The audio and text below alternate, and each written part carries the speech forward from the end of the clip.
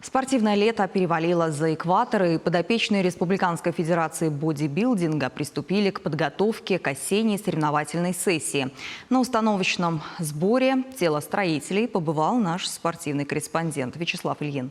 Бодибилдинг – это не столько спорт, сколько образ жизни. Об этом своим подопечным не устает напоминать руководитель профильной Республиканской федерации Людмила Никитина. А уж она точно знает, о чем говорит. В активе заслуженного мастера спорта, звания неоднократной чемпионки России и титулы чемпионки Европейских Олимпийских игр и двукратной чемпионки мира. Лето пересекло экватор, и дело близится к осеннему соревновательному сезону. Поскольку мы знаем, что подготовка к соревнованиям по бодибилдингу заключается не только в построении своего тела, нам нужно еще и подрельефиться, нам нужно привести тело в нужной кондиции, а это диета, то есть это работа ступенчатая.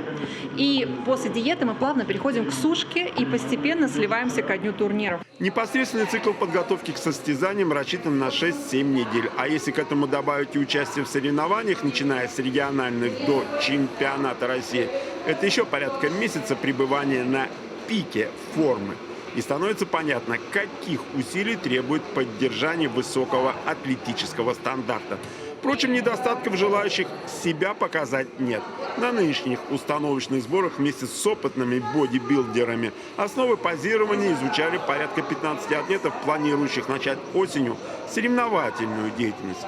Первый шаг к участию в чемпионате Чувашии сделал и Евгений Леонтьев. Я занимаюсь 17 лет уже своим телостроительством.